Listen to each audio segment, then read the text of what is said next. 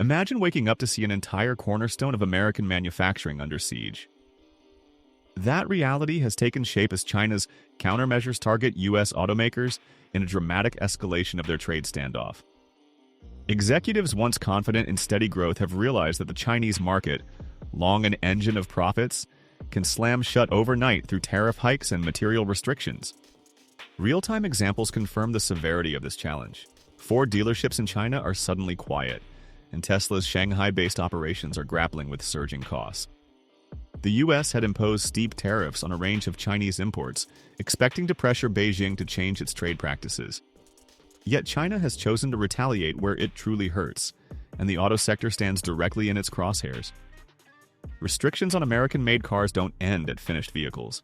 China's tactic includes placing curbs on crucial parts, from specialized electronics to rare earth metals, turning production lines in the U.S. upside down. These elements are essential for EVs, hybrids, and advanced driver assistance systems. Suddenly, American manufacturers can't secure the materials they need, forcing them to scramble for inadequate substitutes in other regions. Ford, which had banked on robust Chinese sales for revitalizing its global revenues, is now confronted with empty showrooms and shifting consumer interests, favoring Chinese or European models. Tesla, which invested heavily in its Shanghai Gigafactory, finds itself stuck between Beijing's stricter import controls and Washington's calls for reshoring essential production. Rising operational expenses are already hitting margins hard. GM, known for selling more vehicles in China than the United States in some years, is suffering from plunging demand sparked by retaliatory tariffs that make its cars uncompetitive in price. This battle spans beyond brand loyalty or corporate strategy. As Chinese regulators squeeze supplies, entire industrial towns in the American Midwest face potential layoffs, with workers and small businesses fearing they may lose everything. Wall Street swiftly responded. Stocks of major automakers saw significant drops the day China announced its plans to penalize the importation of American vehicles, prompting analysts to question the long-term resilience of these companies. Far from a simple tit-for-tat scenario, this is becoming a thorough campaign to undermine a prominent pillar of U.S. industry. The aim appears to be demonstrating that America's commanding role in automotive production can be weakened. Rare earth metals, once a little-known subset of raw materials, have leapt into the spotlight. Beyond automotive, they're crucial for countless high-tech sectors, and the possibility that China might extend these restrictions alarms many U.S. stakeholders. American politicians find themselves split, with some urging more measured negotiation, while others double down on pressuring China. The risk is that ongoing escalation spells trouble not just for automakers, but for the entire global supply chain. Communities like Dearborn, Michigan, and Flint, Michigan are bracing for impact. Local restaurants, shops, and services rely on a healthy auto sector. When factory output slows, the broader ripple effects are immediate and severe. Meanwhile, Chinese automakers see an opening. Brands like BYD and NIO have expanded beyond their home market, eager to capture global interest in electric and hybrid vehicles, especially if U.S. rivals struggle with supply shortages. Foreign automakers from Japan, Germany, and South Korea also seize the chance to grow their presence in China, securing improved terms and partnership deals left behind by retreating Americans. If the U.S. auto industry weakens, the potential for large-scale layoffs increases, fueling regional recessions in manufacturing centers. Middle-class workers risk losing vital health benefits and stable wages. This isn't the first time tariffs have rattled the industry. Yet never before has there been such a direct move to restrict vital raw materials and entire product categories, leaving little room for quick adaptation.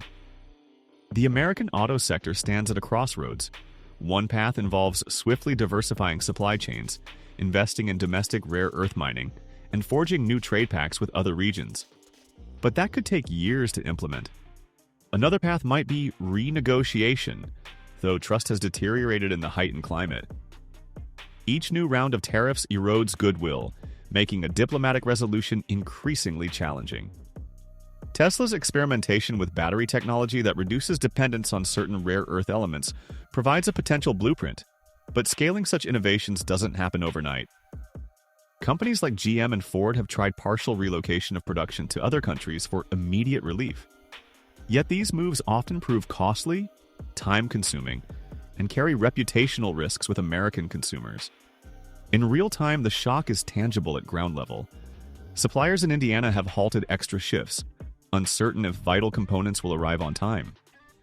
Tool makers in Missouri find purchase orders put on indefinite hold.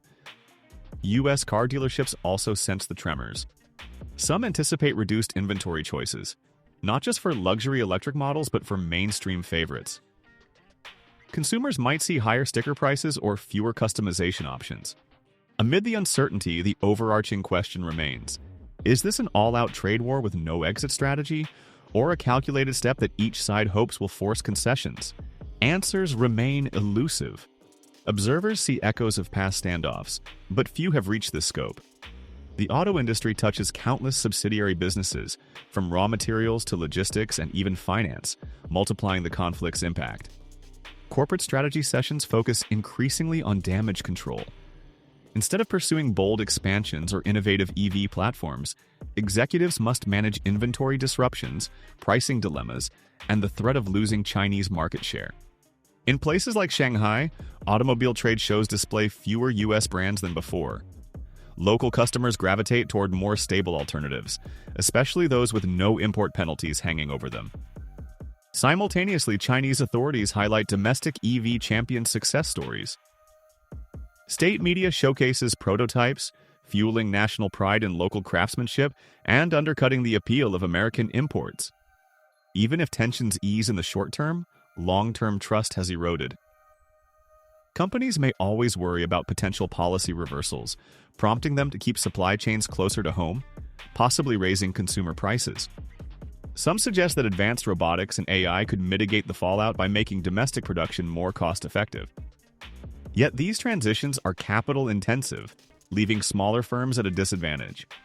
Traditional alliances also feel the strain.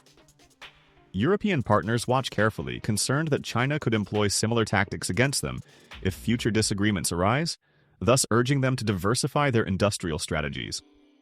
China's approach signals a readiness to inflict real pain in response to Washington's decisions. For the U.S., the predicament underscores the risk of over-reliance on any single supplier for critical resources. Skeptics point out that localizing rare earth mining in the U.S. faces environmental opposition and high upfront costs, suggesting that a balanced international supply strategy might be more viable. Time remains the key factor.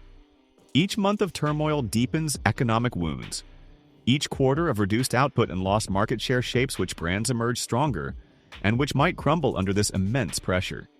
American leaders cite national security concerns over technology transfers. Meanwhile, Chinese officials argue that they are defending against perceived aggression. Both narratives lock the two powers in stalemate. Rural regions that build or supply materials for auto factories stand on the front line. Families that once enjoyed stable employment now confront precarious futures, intensifying political debates and fueling social unease. Across the Pacific, similar anxieties arise.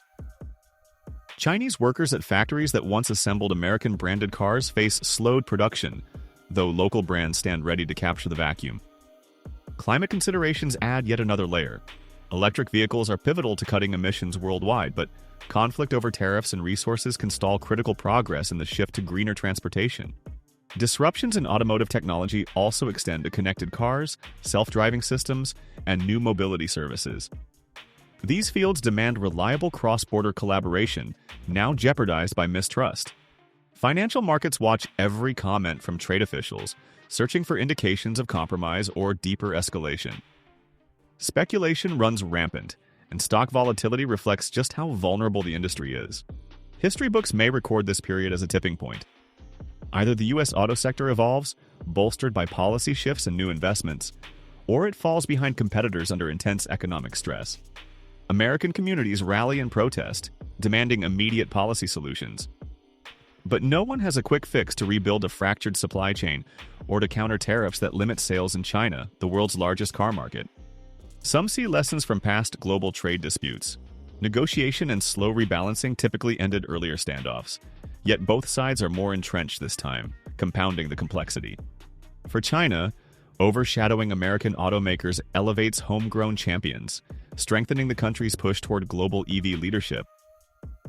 For the U.S., losing ground in this sector risks a generational setback. Social media amplifies each new development, from canceled part shipments to surging local EV brand announcements. This real-time commentary fuels consumer perceptions and could shift long-term buying patterns. The deeper this confrontation goes, the harder it becomes to mend. The question is whether cooler heads might eventually acknowledge the mutual harm and find a path forward before irreversible damage is done. Market observers speak of corporate mergers or alliances that could pool resources, share production, or offset tariffs. However, forging these large-scale deals under current tension remains a daunting challenge. Emerging strategies include focusing on profitable niches or doubling down on trucks and SUVs in North America, hoping to weather losses abroad. But that tactic leaves the EV race open to foreign rivals. Politically, the stakes are high. Administrations are judged by their ability to protect domestic industries while not igniting damaging trade wars. Public sentiment may swing if thousands of jobs are at risk. The auto sector, once an emblem of American industrial prowess, now faces the possibility of long-term decline or permanent reshuffling. Only time will prove if domestic resilience can overcome external barriers. Debates rage on about whether such conflicts are inevitable when two economic giants compete. Yet everyday workers who struggle when factories idle and wages vanish bear the greatest brunt. In the corporate realm, near-term survival outweighs long-term strategy. Yet failing to adapt could concede leadership in critical technologies to Chinese automakers, a result with profound global implications. If solutions don't materialize, U.S. auto brands may become niche players in an industry they once dominated. That prospect looms like a stark warning sign for future trade confrontations. The world watches each development in this high-stakes rivalry, uncertain whether the situation marks a temporary hurdle or a historical realignment. Even seasoned analysts hesitate to predict a clear ending. Ultimately, American automakers must pivot swiftly. Whether by diversifying supply, innovating in technology, or forging new alliances, quick action could define the industry's fate for decades. Consumers, too, share in the fallout. Beyond possible price hikes, the variety and availability of cutting-edge vehicles might diminish, reflecting a market in upheaval rather than one focused on pioneering ideas. For now, the swirling uncertainty drives many to wonder if the world is witnessing a profound transformation of the global auto landscape. Each day that passes intensifies that possibility. Even if negotiations resume, trust lost during these months could be hard to regain. Lingering caution and fear of sudden policy shifts might linger long after any handshake agreement is made. The drama has no definitive script, yet it clearly reveals a new era of trade conflict. One swift policy move hit a vulnerable point in a core American industry, and the repercussions are undeniable. This moment challenges assumptions about globalization stability.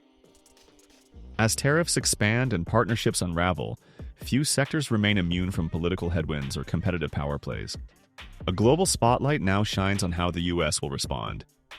Will it redouble efforts to fortify critical industries at home, or persist with a more combative approach abroad?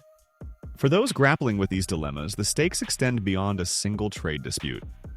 They reflect a broader contest for technological and economic leadership. The auto industry is simply the proving ground. Some might label it a perfect storm. Raw material dependency meets rising nationalistic sentiment, creating a flashpoint with no easy exit. As events continue to unfold, the fate of a once unassailable sector remains uncertain.